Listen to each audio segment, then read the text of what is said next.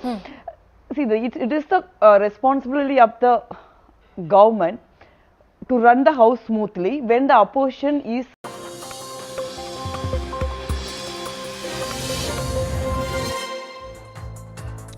Good evening, hello and welcome to Brass Tacks. I'm Manish Sisodia. The first week of the second leg of the budget session was a washout in Parliament, with the Congress and the BJP engaged in a bitter war of political narrative. Adjournment, disruption and sloganeering was the order of the week. Both sides have refused to budge. BJP wants Rahul Gandhi to apologize because he allegedly disrespected Indian democracy abroad and sought foreign intervention in India's domestic affairs. That's the political allegation against Rahul Gandhi.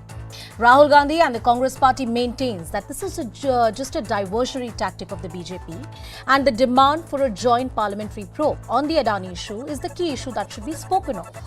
While the biggest casualty is the parliamentary business, key bills and legislations which are pending and require the attention of Lok Sabha and Rajya Sabha.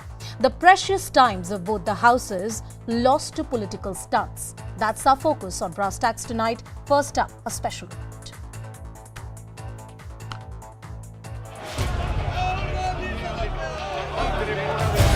Day 5 of the stalemate in Parliament. House order में आएगा, मैं सबको बोलने का मौका दूंगा, लेकिन house order में आना चाहिए.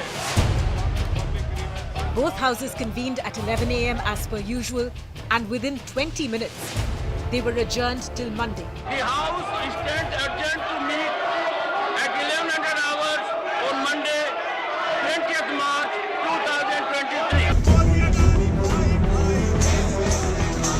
This was despite the fact that Congress MP Rahul Gandhi turned up in Lok Sabha today. The BJP has been insisting on an apology from him for his remarks against the Modi government in London. आज मैं इतने कह सकता हूँ, Rahul stands for regretful, awful, hateful, ungrateful liar. उनको unconditional apology मांगनी चाहिए. माफी मांगने की बजाय वो ये शर्त रख रहे हैं कि उनको यहाँ पर बोलने का मौका. Congress has ruled out any apology, and Rahul Gandhi has demanded an opportunity to clear his stand on the floor of the House. Rahul Gandhi कुछ नहीं कहा जिसके लिए माफी मांगने की जरूरत है. उसने कभी नहीं मांगा कि विदेशी ताकत हमारे देश में आके हमारे लोकतंत्र को बचाएं. ये सब फ्रैंकली बकवास है. वो जो कहा था, उसने कहा कि हमारे देश में लोकतंत्र खतरे में है. इसमें मैं तो कोई गलत बात नहीं सुना. विषय के ऊपर आप पार्लियामेंट को नहीं चलाने देते, ये तो मुझे समझ में नहीं आ रहा है कि सरकार की सोच क्या है. While the back and forth over an apology is one flashpoint in Parliament, the other is the Adani issue. Opposition MPs gathered at Gandhi statue inside the Parliament complex for a satyagraha. They have been demanding a joint parliamentary committee probe over the Adani Hindenburg report. बहुत बड़ा fraud किया गया अडानी के द्वारा. इसमें JPC से जांच होनी ही चाहिए, और यही सारे विपक्षी दलों की मांग है. Our demand is very clear. There should be a JPC inquiry on Adani's scam. But government does not want to have an investigation by JPC because they are fearing something. The second leg of the budget session of Parliament has seen very little to no business at all. So can politics trump parliamentary productivity? Well, it seems like that at least in the first week, the politics has trumped Parliament's productivity. Let's break down how much business, quote-unquote, has really happened in Parliament in the budget session so far. It's been 15 days. We're combining the first leg and the second leg. The productivity in Lok Sabha has been just 63%. If you talk about Rajya Sabha, it's even less, 44%. In terms of how many hours of functioning, in Lok Sabha, it's just about 42 hours. In Rajya Sabha, it's 29 hours. That is over 15 days. That's the data. When it comes to the question hour, it has been 4 hours in Lok Sabha and nearly 2 hours in Rajya Sabha. There has been no legislative business in either house in this particular session, and we are talking about roughly 35 bills which are pending for consideration. About 16 hours have been dedicated in Lok Sabha to financial or government spending. In Rajya Sabha, it's just about 2 hours. When it comes to the non-legislative business, 20 hours have been spent in Lok Sabha and 18 hours in Rajya Sabha. If you compare these numbers to the last budget session, this is one of the worst sessions that we have seen in the last few years when you talk about ruckus, sloganeering and disruptions that seem to be norm of the day. Well, can the political parties behave any better? Can we have better business on the floor of the House? Let's take this question to our guest. Shazia Almi from the BJP is with us on the broadcast. We also have Dr. Shama Mohammed from the Congress Party, Tausif Ahmed Khan, who's an advocate and analyst, and Tushar Gupta, the senior editor of Swaraj magazine. Shazia ji, let me begin with you. If Rahul Gandhi has said something anti-national, quote unquote, or something which is against the sovereignty and integrity of the country, allow him to speak on the floor of the House, get a privilege motion against him. Why should the ruling party be a part of this disruptive nature of politics that has claimed taxpayers' money? You know, for the last so many sessions, whether it's related to farmers' protests or the fabricated tales by forwarded stories thrown around by Rahul Gandhi, or and earlier on Rafael, and even now, it has been the Congress leadership, and now, of course, their immediate rivals, the other opposition leaders, who are just not relating the parliament function. Our demand and our concern has been very basic, and that is about the Indian sovereignty, the reminder, not such a gentle reminder, but definitely a very firm reminder to Rahul Gandhi ji that we are not a colonial power. We are indeed an independent nation.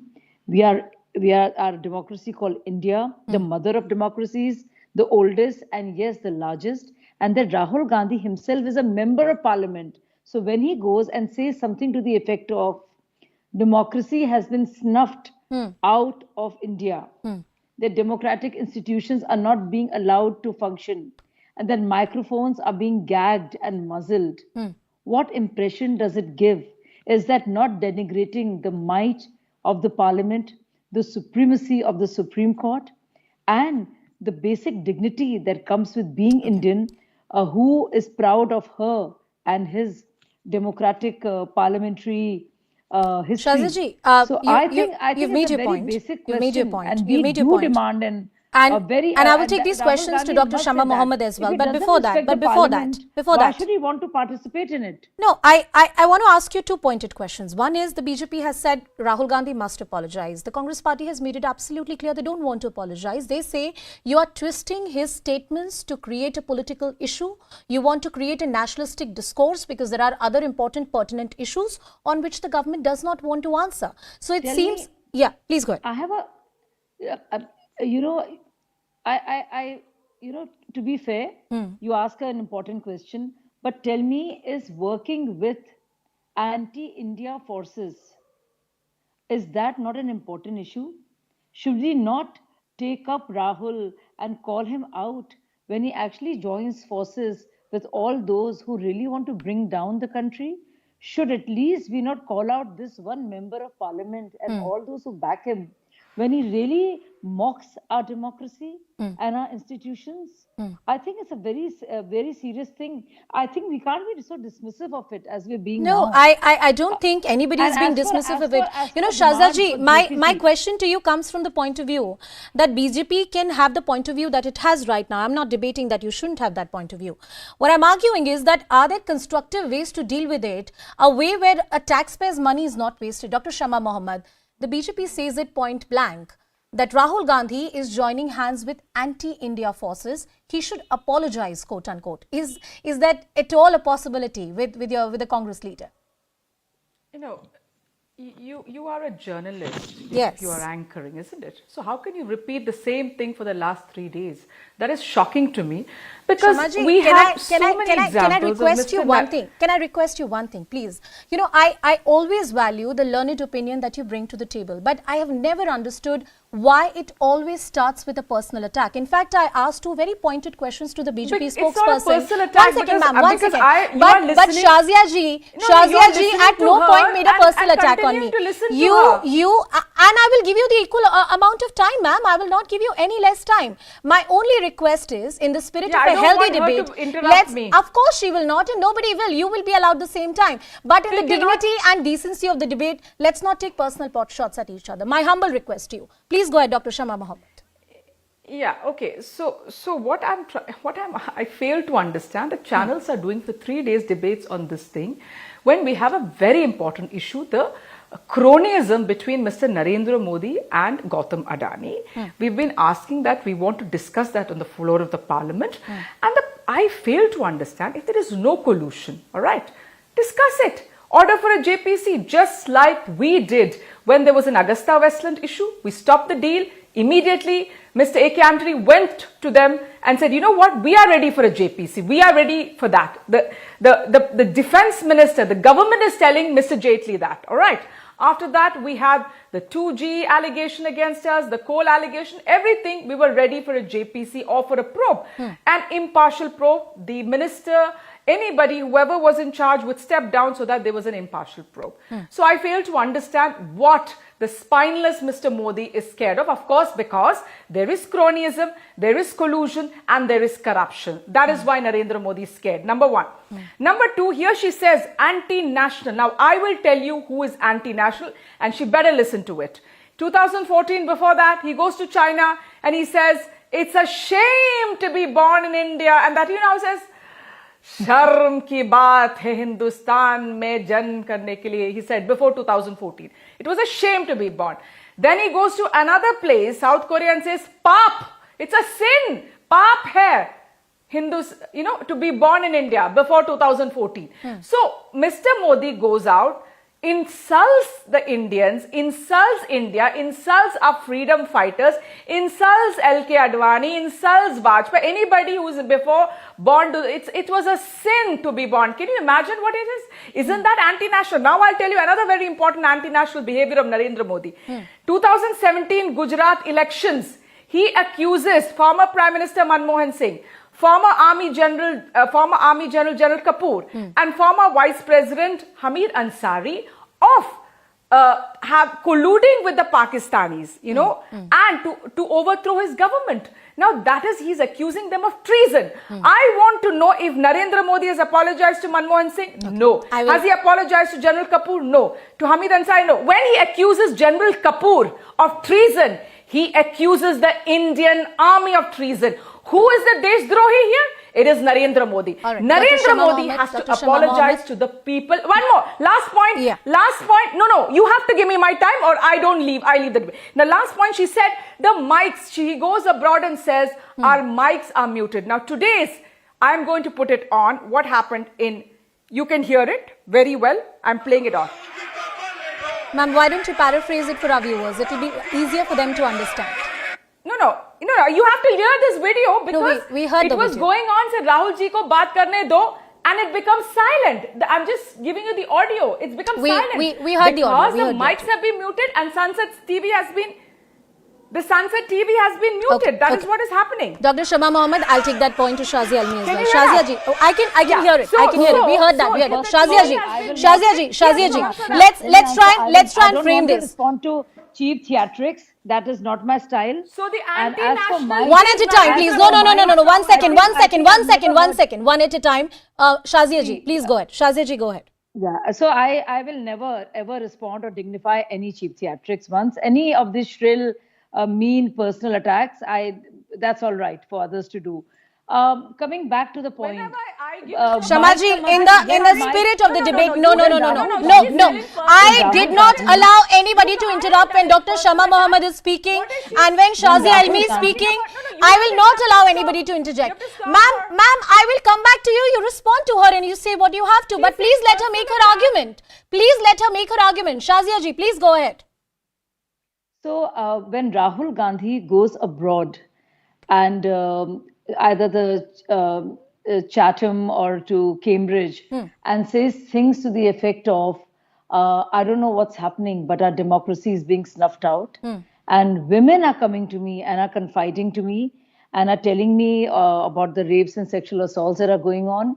And then he goes on to say absolutely weird, delusional things, such as he has not been allowed to speak. There's one question I want to frame in the larger public interest, and please be kind enough to answer it. Make your point. What happened? No. I'm saying he must substantiate it. No, there's one question in the larger public interest that I frame.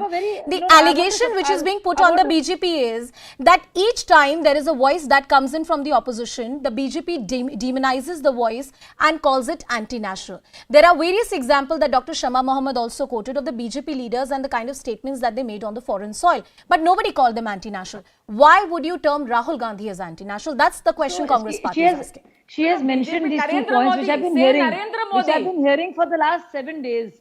So, first of all, Narendra Modi ji, every time he has been critical of the previous parties, it has been on serious issues of corruption.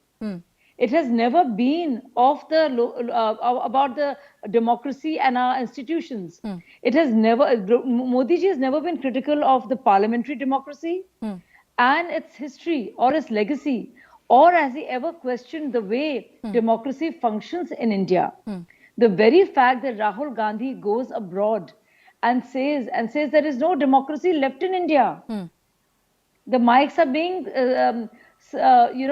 muzzled when he speaks. Yeah, that's the truth. I mean, and he's traveled all over India, and he later, of course, consistency is not his virtue. So he went around spreading love. And he got love too, because that's what he said. But he said, Shahzaji, if there is no quid pro quo between a particular private entity called the Adani Group and the government, why is the government shying away from the demand of a JPC? That's what the opposition parties, including the Congress, is asking. Okay, the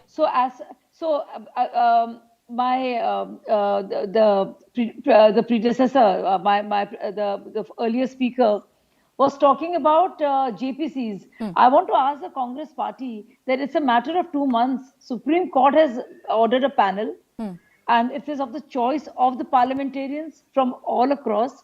So I'm sure they have faith in the Supreme Court. She mentioned the 2G case. I also have to bring in Tausif Ahmed Khan and Tushar Gupta into the debate. Dr. Shama Mohammed, 30 seconds and then I can bring in other speakers. I don't know what is the fear. And all right, Dr. Shama Mohammed. Dr. Shama Mohammed. Yeah, that's I just want to come in. Dr. Shama Mohammed. We've all known. We have Supreme Court. One at a time. Dr. Shama Mohammed, please. Yes. Yeah, we have faith in the Supreme Court, but the Supreme Court monitored committee is basically an academic committee. Let's understand that they can't summon anyone. They can't do a criminal investigation. They can't do data collection, nothing. This is basically about the regulatory body. That is what the committee is going to investigate, about SEBI. We want a criminal investigation and only a JPC can do that. The parliamentarians, when they get together, they can summon anyone, they can check the data, and it can be a criminal investigation. So don't just, lie and get people away from the actual issue. So this is the issue about the Supreme Court monitored committee. So if you don't know the facts, Shahzaji, I'll come to you. I'll come to you. No, it is absolutely right. It's a matter of fact. It's a matter of fact that the Supreme Court committee that has been constituted is looking at broader regulatory issues. It's per se not a criminal investigation against an individual or any private entity. And yes, legally speaking, the way or the door is open for any agency to look into the matter. It's a discretion that the government has, that whether they want to wait for the report of the Supreme Court or they want to have a parallel investigation. Tausif Ahmed Khan, please come into the discussion. The kind of standoff that we are witnessing on the floor of the House, it's costing public money, it's costing legislative business. Yes, these are political battle lines which are being drawn ahead of 2024, but it's coming at a great cost. Yes, and it is coming at a great cost. And the blame is on the government, because it's the government's duty to ensure that the House runs. If there is a demand from the opposition to form a JPC, government cannot come out with a counter demand that Rahul Gandhi must apologize. What he must apologize for speaking the truth, for expressing his views without fear, for doing his job as an opposition leader, pointing out where the government is at fault. What is happening in 2014? Mr. Adani, who had a business empire of $8 billion in 2014, which rose to $144 billion by 2022. He was 600 something in the list of richest people in the world, and he rose to second position in 2022. And after that, Hindenburg report came. Hindenburg report, which says that there is there is manipulation of the stock prices, there is accounting fraud. And there is a Tausif, very legitimate I want to demand. make it abundantly clear It is before I say anything very further. legitimate demand. That it's not my job as a That- journalist to pronounce somebody guilty or, to say somebody is guilty or not. I'm One second. absolutely not saying anyone is No, guilty. one second. And this is on a private individual and a particular company. And yes, public money exposure is there, roughly about 1%. But that's a job best left to the regulators and to the courts in this About country. 30,000 crores.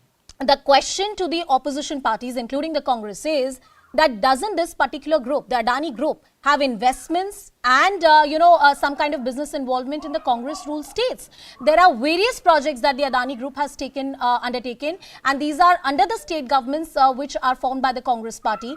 And then there is no hue and cry that look, there is some problem. I'll come to you, Shamarji. All the more reason for government not to stand in the way of a JPC. It is a very legitimate demand. The demand does not come from any whims or fancy of any opposition leader. There are materials on record. There are report of Hindenburg and there is a counter report which is not so satisfactory from Adani. So why should government come in the way? Why the government should not allow JPC? We were having this discussion earlier as well. मगर अगर सरकार के पास कुछ छुपाने के लिए नहीं है तो जेपीसी की डिमांड पे वो हाँ क्यों नहीं बोल देते? That's the question Tausif Ahmed Khan is also asking, that if there is nothing to hide, if there are no regulatory errors that have been done, then why shouldn't the government agree to a JPC demand? It's not a new demand. Even earlier when BJP was in power, these kind of demands were made. Anusha, look, has anyone bothered in the Congress to check the share price of Adani? Because I heard two people here. One was the Congress spokesperson who said something about public money. Has she even bothered to go online, make a simple Google search to check the share price of Adani Enterprises? No, she hasn't. She doesn't even know about that. Number two, organizations like Credit Suisse, which were not accepting Adani bonds as collateral, are today struggling for a bailout. So does Dr. Shama Mohammed have anything to say about the organizations that are on the brink of bankruptcy today, who were raising allegations against Adani? And Adani, who's been paying his debts for the last 1 month, prepaying his debts more importantly. Does she have anything to say about that? Absolutely not, because she doesn't understand such complex market issues. Number three, Anusha. There is a Supreme Court mandated committee. Now, if the opposition wants a criminal investigation, I heard Dr. Shama Mohammed, she was emphasizing on, we want a criminal investigation. Now, well, charity begins at home. If you believe he's a criminal, if you're so convinced in your party that he's a criminal, what is he doing building the largest solar infrastructure project in the state of Rajasthan, which is governed by the Congress? Snap that 60,000 crore contract, but you haven't done that yet. Every night you come on television channels, you yell and shout about Adani being a criminal, there being some sort of arrangement between him and Narendra Modi. Yet you do not cancel even one of his contracts. I think Look, those Anusha, are, the point those is are, very simple. yeah. Rahul Gandhi has got himself and his party into a very tricky political corner. Now, of course, he won't apologize, but he also has no answers to his utterances in the United Kingdom. So you see all these Tushar, spinners, I think you've raised multiple points there. Dr. Shama Can I come Mohammed. in? Yes, please go ahead. Can I come in? Please go ahead, Dr. Shama Mohammed. Yeah. So this person who's supposed to be some editor is a very condescending, patriarchal person, and I would like him to respect people and don't think that he's the smart aleck here. So first and foremost, respect women. Yes, you are patriarchal and you are condescending. One at a time. There are personal attacks which are being made both the sides. You have no right to tell me. He's done the personal attack. He says she doesn't understand it. Who is he to tell me? Tushar, my request, listen to her response. Listen to her response and then tell her if she's wrong. Dr. Shama Mohammed, please. Dr. Shama Mohammed, please. One at a time, no. Condescending fellow. Anusha, she cannot play the Don't victim come on card. There is channels nothing if you're condescending. Okay, Tushar, I will let you make your point. Tushar, I will let you make your point. Yes. You condescending fellow, keep your mouth shut. You condescending man. Can we please have some dignity and decorum to the debate? Dr. Shama Mohammed, please go ahead. Because he is a condescending fellow and I will not let men to be condescending to women. You're also a woman. So sometimes women are also condescending to women and I can't do anything about it.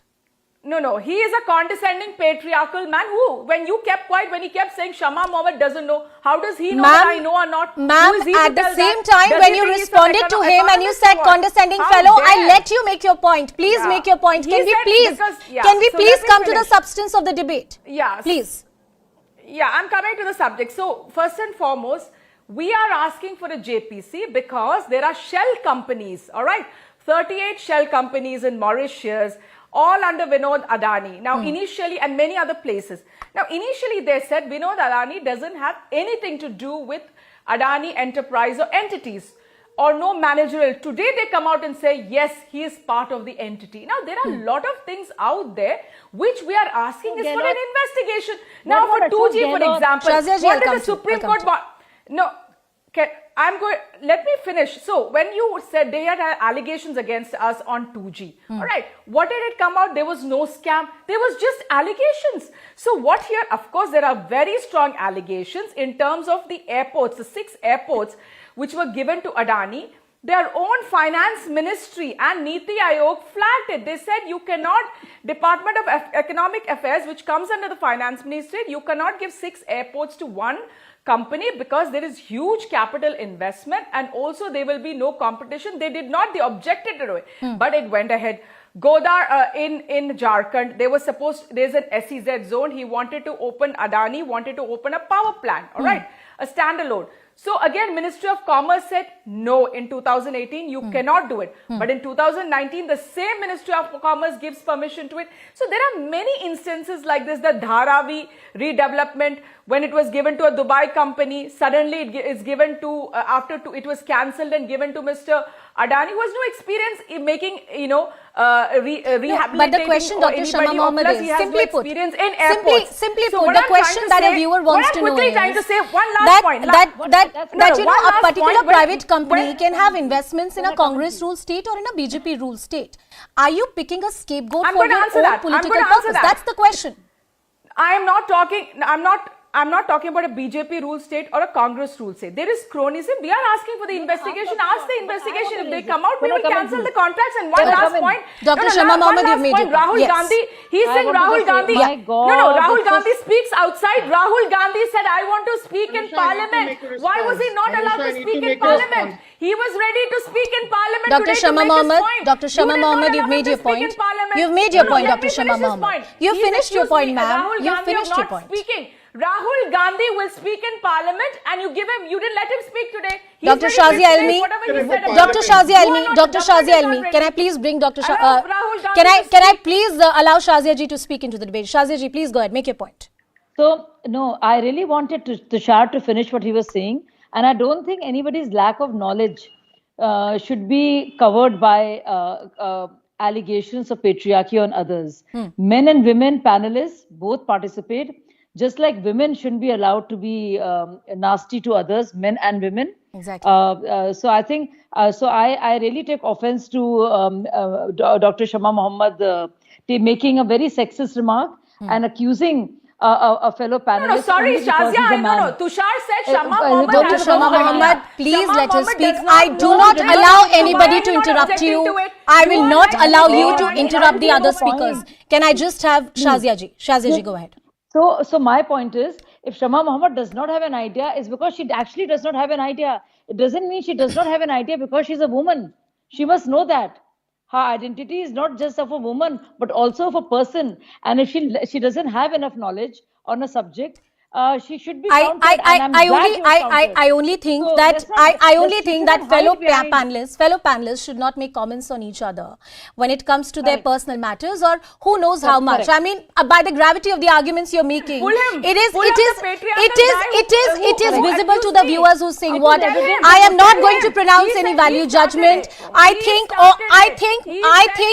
a lot of condescending comments have been made on this debate, and I don't think there is an angle of misogyny or patriarchy here. Dr. Shama Mohammed, Shazia Elmi, Tushar, and all right. Well, this debate is just a precursor to what we have seen on the floor of the House and the Parliament as well. I thank all my guests for joining us on the broadcast. Well, here is to another important story of the day. Former Delhi Deputy Chief Minister Manish Sisodia's custody in the Enforcement Directorate has been extended by another 5 days till the 22nd of March. The agency has sought a week more time to investigate the allegations against him linked to the Delhi liquor policy case.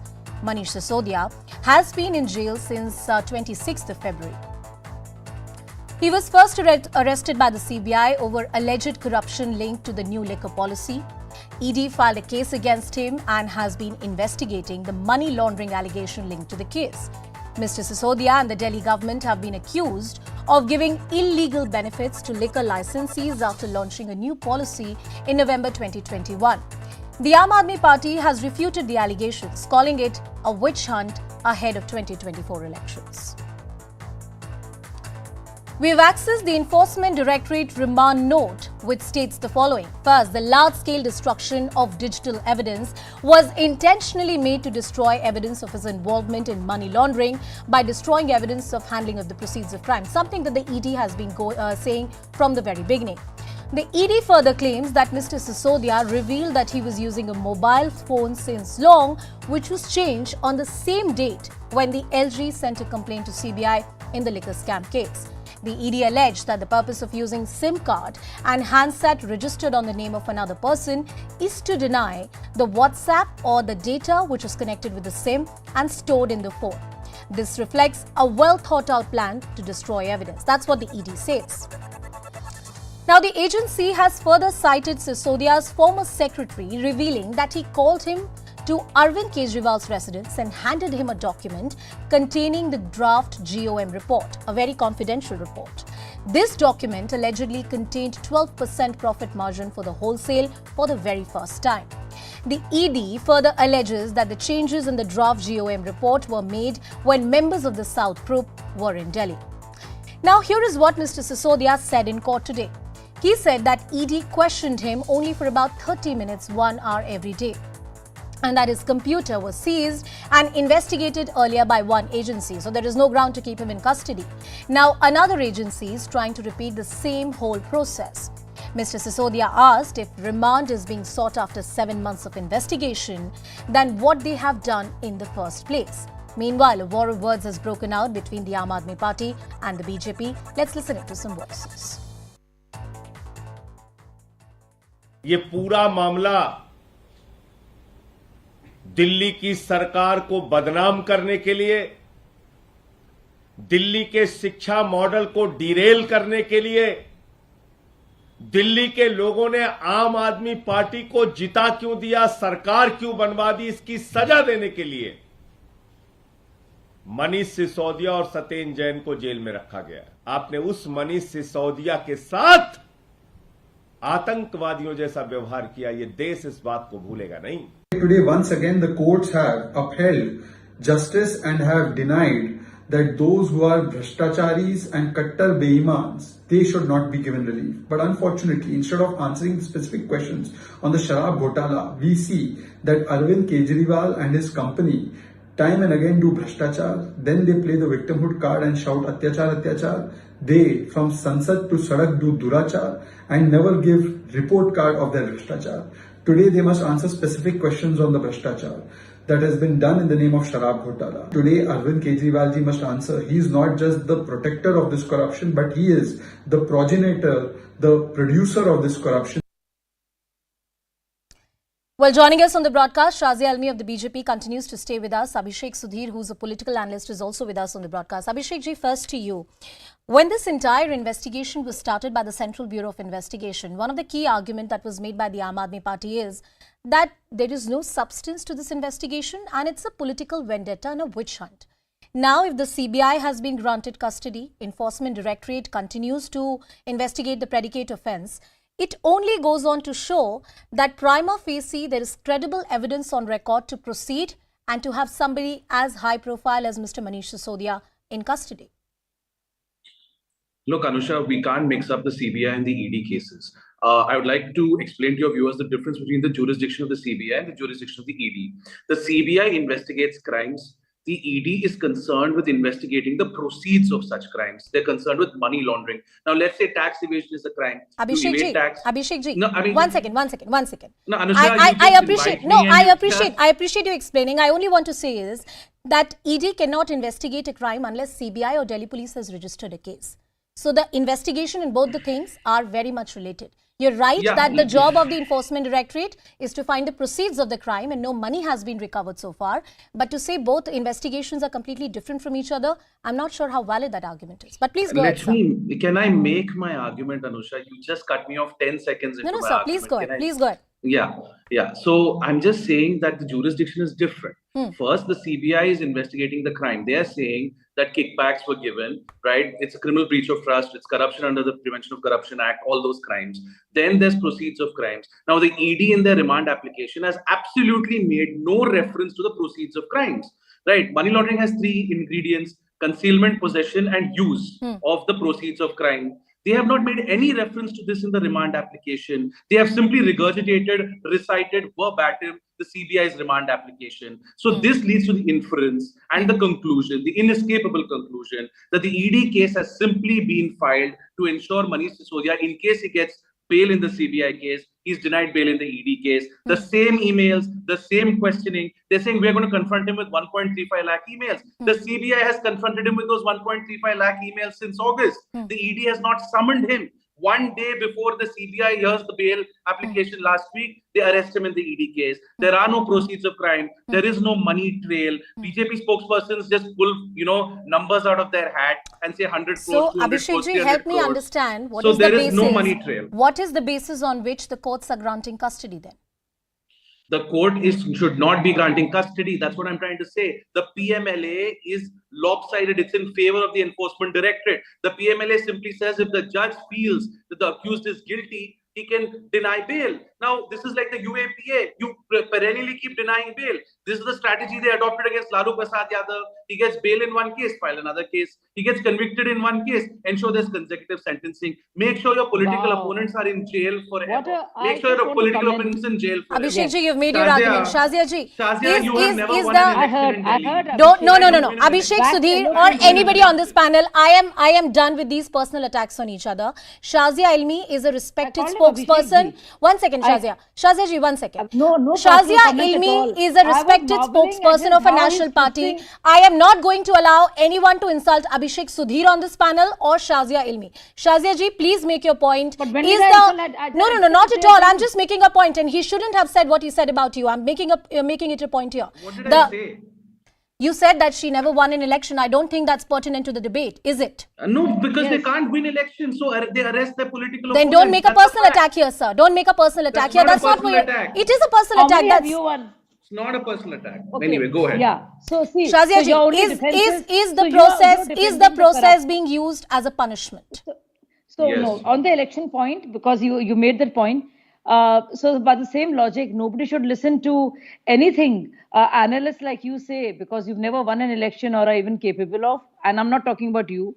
By the same logic, all the parties who actually win elections, such as Lalu Prasad Yadav's or Akhilesh Yadav's or Mulayam Singh Yadav, which is the same party, and Aam Aadmi Party, because they won elections, they are allowed to be corrupt. So that is a very illogical argument. So because you wax one at a time. Shazia ji will make his point, and then I'll come to Abhishek Sudhir ji. Shazia ji, calm down, my friend. Calm down, relax. So your logic and all the wonderful inferences you were trying to make and the deductions you wanted to make after your the great gyan you gave. Okay, I'm going to bring both of you back to the debate. Shazia ji, there are no proceeds of the crime. There are lakhs of emails that Mr. Sisodia was confronted with when he was in CBI custody. You here are just an apologist for Lalu Prasad Yadav. And for Kejriwal, the fact of the matter is that EDA is working and investigating. There's a PMLA case here, a money laundering case that has been made. There are serious charges, and the remand note also says about the money trail. Obviously, there is a money trail, which is why K. Kavita's aides have been arrested. I'm sure you know a little something about that also. Can I respond? So, Abhishek ji, I'll come to you. No. Academic knowledge is one thing. And when we try to be too clever by half, well, at least I have academic knowledge, so I really don't see what your problem is with me. I think the worst thing that we can do with knowledge is speak over each other. Shazia Ilmi ji, finish your point, 30 seconds, and then I'll go to Abhishek Sudhir. So the point I'm making is that all the clever arguments of the conviction rate of ED, PMLA Act, and proceeds of the crime, can only be taken up by ED, and CBI can only look at crime. None of these matter. Eventually, the fact is, if you're corrupt, and which Lalu Prasad Yadav has been found once, and we all know about that, and if there is 150 crore and 600 worth of Benami properties, CBI will come after that. नहीं शाजिया जी, मगर एक सवाल तो ये भी है ना कि जो सारे करप्ट लोग हैं विपक्ष में ही हैं क्या? बीजेपी में कोई करप्ट नहीं है, ये सवाल भी है जो बार बार विपक्ष पूछ रहा है। उसके बाद बहुत बार बात हुई, ऐसा नहीं है। I have also narrated many times how many times there are BJP leaders and whether it's in Madhya Pradesh or in UP who have had cases against him and continue to have. But that does not mean that everybody in opposition is allowed to be corrupt. That just because they can just say, oh, because we are in the opposition, we can loot and plunder, and opposition, nobody can have an investigation against valid charges. Abhishek Sudhir, I want to, Abhishek Sudhir, yes, you can respond. Abhishek ji. Yeah. There are 2 points. No, you respond. There's one question. Please listen to my question. One is the case of Mr. Satyendra Jain, who has failed to secure a bail and he's booked under the PMLA. Similar was the case of another opposition leader, Mr. Sanjay Raut. He got the bail from the court because the court was of the belief that prima facie there is not enough to keep him in further custody and he must be granted his rights. There must be something that the courts are looking at when they are giving or denying custody, giving or denying bails. To doubt the wisdom of the courts completely and to say they are hand in gloves with the present government, I don't think is a fair argument, is it? Well, Mr. Satyendra Jain has been in jail now for 1 year. Can't you start the trial? You filed the charge sheet. Why isn't the trial starting? Why is the process the punishment? Let's look at the latest case of corruption from Karnataka. Classic case of both corruption and money laundering. Virupakshappa, the BJP MLA, caught with wads and wads of cash. Literally the proceeds of crime sitting right there in front of his son. Classic case of money laundering, Anusha. He gets anticipatory bail, gets a grand welcome. You don't talk about Virupakshappa. You'll only talk about Satyendra Jain. Don't say you don't talk about Virupakshappa. We spoke about it. And in fact, the Karnataka Lokayukta appealed against that bail that was granted to him. So have your facts right also, sir. Please ask Shazia what she has to say. Please ask Shazia. Why was he given anticipatory bail? Shazia did not give him anticipatory bail. Why would I ask that question to Shazia? I mean, that's a misplaced argument. The courts have given him anticipatory bail. The question that I can, the question that I can ask Shazia is that why is ED not investigating the matter? Sir, those why has he not resigned? Why is he not those resigned? theatrics don't suit the national television and the decorum of any debate. At least Manish Sisodia resigned. At least Manish Sisodia resigned. At least Manish Sisodia resigned. He had the moral courage to resign. Okay. Will Virupakshappa resign? Very good, Abhishek. Will Virupakshappa resign? Will Virupakshappa resign? Please If you keep saying how will she respond? 30 seconds. Shazia ji, go ahead. So, Abhishek ji, we all heard that how he floundered. He came up with one point of defense, which I busted totally. He came up with the second one. Is Virupaksa going to resign? Why is the ED not investigating him? The third one, but he's not. Shazia ji, the question is simple. Why has ED not gone after Virupakshappa? No. I will talk about. You saw Abhishek changed 3 points of defense, and instead of discussing Manish Sisodia and the matter and Lalu Prasad Yadav, which he tried to give, how he changed the topic. Perhaps some academic knowledge would help. MLC, some knowledge would help. The fact of the matter I don't think the personal pot shots are going to help the debate. I'm completely short of time. Shazia ji, thank you so much for your time. Abhishek Sudhir, thank you so much for joining us on the broadcast and thank you for your time. We're slipping into a very short break. Coming up after the break, from Imran arrest suspense to an economic meltdown, is Pakistan staring at a civil war?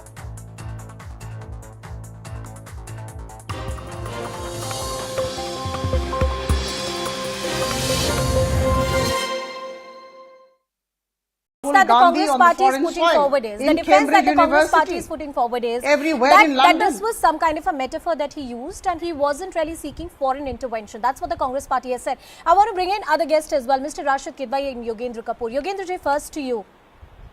When it comes to these allegations of crony capitalism, certain corporates and individuals being benefited, or the allegation of some kind of quid pro quo or nexus between one particular individual, industry and enterprise and the government of the day, is there any evidence on record, prima facie, to even begin an investigation? I ask this to you as a subject matter expert. Yogendra ji.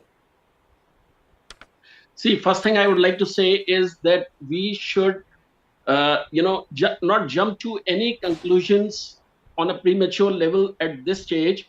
Once the Supreme Court has constituted a committee, it has been given a particular time frame of 2 months to submit the report. The committee comprises of very eminent people who are experts in respective fields and who have complete knowledge of how the stock market moves, how the business valuations takes place. So I think we should wait for the report to be submitted to the Supreme Court by the committee, and it is only thereafter that we should come to any of the uh, uh, uh, issues if they relate to any investigation parts. I am also sure that the committee members are fully empowered to take the assistance of any of the investigation agencies of India while while completing their report. So the point is that at this moment and at this juncture, there is no prima facie evidence to say that there is crony capitalism or there are charges which are apparently proved. Rahul Gandhi says that if three top netas or the mantris or from the government have made allegations against him, he should be allowed an opportunity to respond on the floor of the House. The Congress party continues to rake up the Adani issue, saying it's a matter of corruption and quid pro quo. A very good evening. I would inform or rather make Rahul Gandhi remember through you that when he had been elected as the MP of Wayanad and had entered into the Lok Sabha on the first day, he had to swear by the Constitution of India. And the oath was, as I'm saying right now, I'm just, quoting the oath. He had said, I elected as member of the House to swear in the name of God that I will bear true allegiance to the Constitution of India and that I will uphold the sovereignty and integrity of India and that I will faithfully discharge my duty. Now here is an MP who goes to Britain, who goes to Cambridge University in London and talks ill of the systems in India. Now during Bharat Jodo Yatra, right from Kashmir to Kanyakumari, wherever the opportunity was there for him, he spoke ill of the government, he spoke ill of the Prime Minister. Prashnaji, I'm sorry I'm interrupting you in the middle of the argument. We'll fix your audio. I think there's a problem with your mic. I'll come back to you. In the meanwhile, the points that you've raised. Jyotimani ji. I couldn't hear. There's a problem with your audio and mic. We'll just fix that for her. Jyotimani ji, I'm coming to you. Rahul Gandhi said that he has said nothing ill about the institutions of India or nothing ill about Indian democracy. Multiple issues have been raised by the opposition parties. But I ask this to you as a citizen of this country, that why is the legislative business being held hostage? There are about 3 dozen bills which are pending for some kind of consideration by the elected parliament of the day, and one adjournment after another. Isn't the opposition also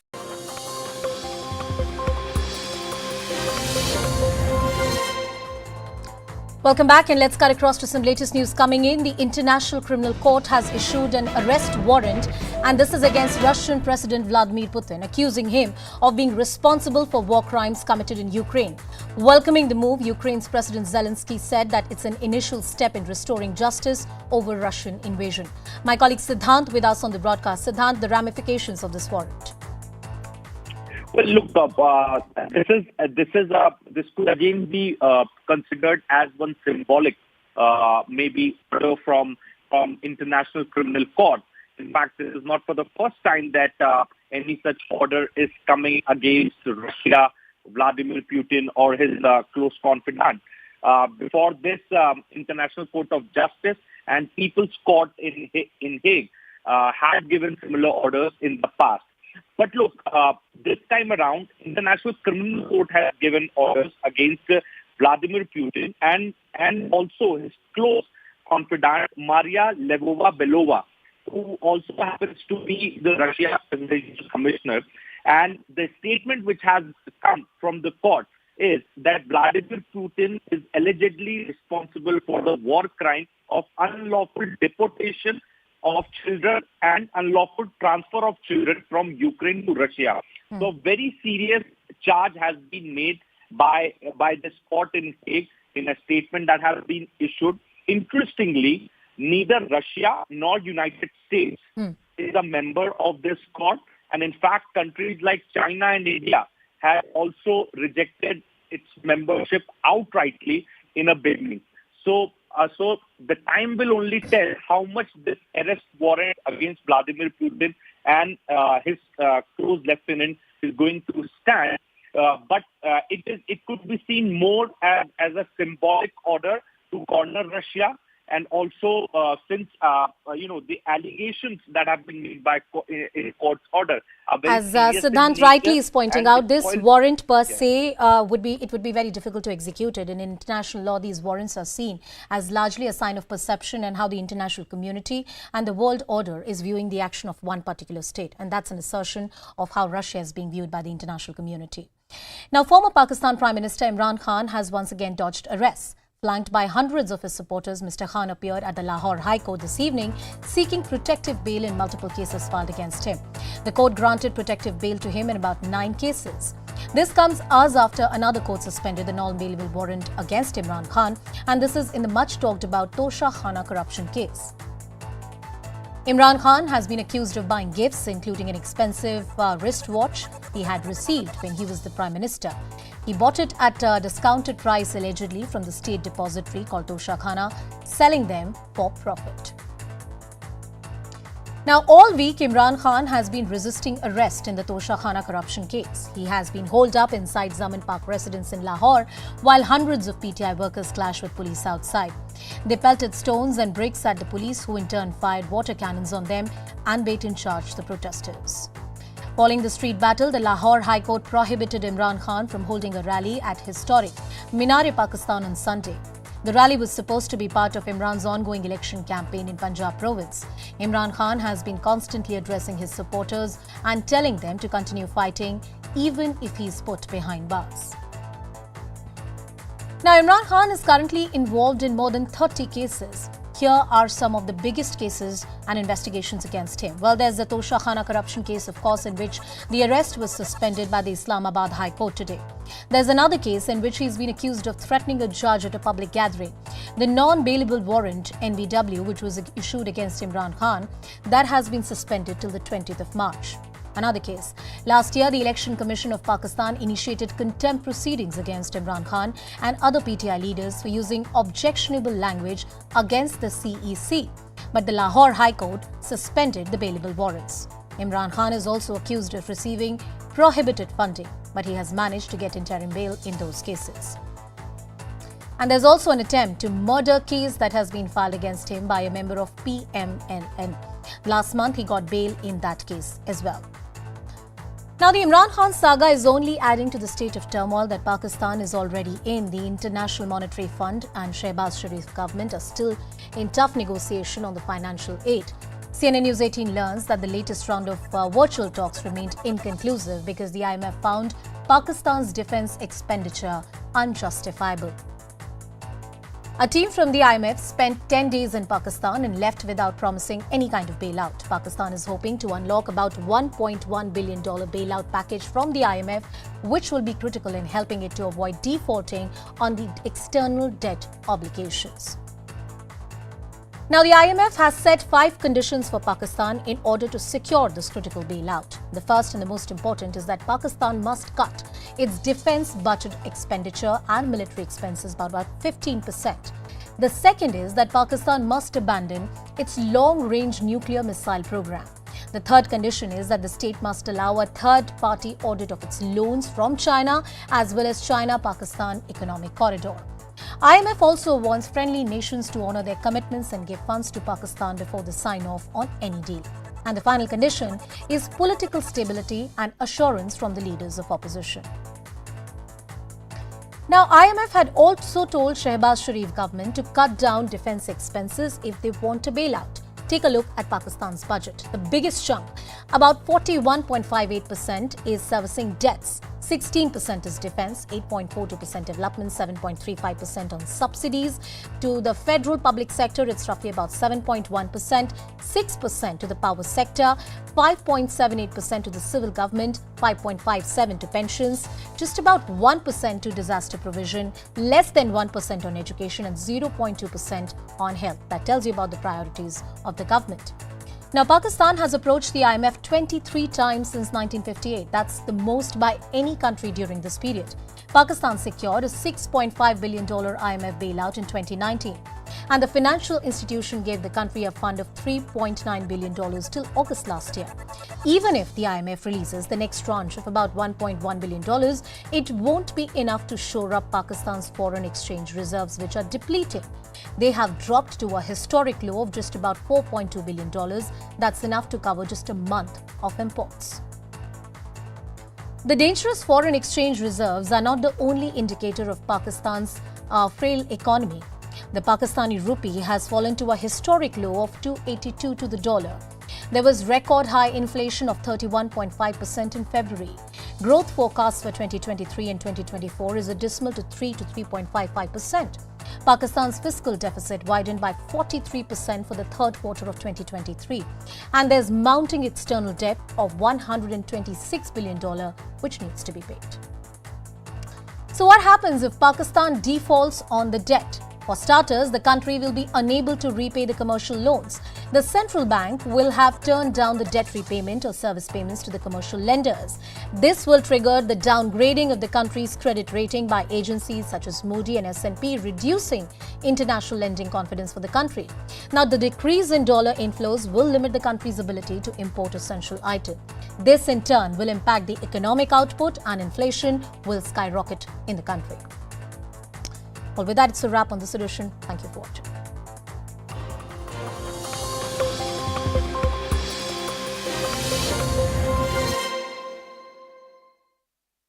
To any conclusions on a premature level at this stage, once the Supreme Court has constituted a committee, it has been given a particular time frame of 2 months to submit the report. The committee comprises of very eminent people who are experts in respective fields and who have complete knowledge of how the stock market moves, how the business valuations takes place. So I think we should wait for the report to be submitted to the Supreme Court by the committee, and it is only thereafter that we should come to any of the issues if they relate to any investigation parts. I am also sure that the committee members are fully empowered to take the assistance of any of the investigation agencies of India while completing their report. So the point is that at this moment and at this juncture, there is no prima facie evidence to say that there is crony capitalism or there are charges which are apparently proved. Rahul Gandhi says that if 3 top netas or the mantris or from the government have made allegations against him, he should be allowed an opportunity to respond on the floor of the House. The Congress party continues to rake up the Adani issue, saying it's a matter of corruption and quid pro quo. Very good evening. I would inform, or rather make Rahul Gandhi remember through you, that when he had been elected as the MP of Wayanad and had entered into the Lok Sabha on the first day, he had to swear by the Constitution of India. And the oath was, as I'm saying right now, I'm just, quoting the oath. He had said, I elected as member of the House to swear in the name of God.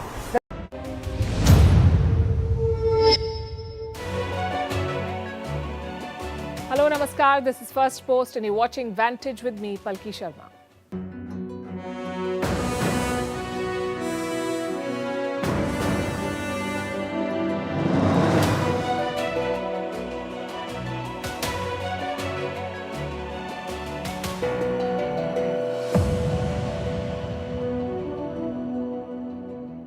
It's Friday night, but there's little to cheer about, especially if you're involved in the banking sector. A third American bank has been pulled from the brink. European regulators blame the US for mishandling this crisis. In China, the $21 trillion bond market went into panic mode. We'll tell you what happened there as economies in the rest of the world feel the pressure, cost of living crises, weakening currencies, and the threat of recession. It's not looking good. As for the war, it may see further escalation. Ukraine is finally getting fighter jets and Russia is getting Chinese weapons. Turkey is reeling under floods after the earthquakes.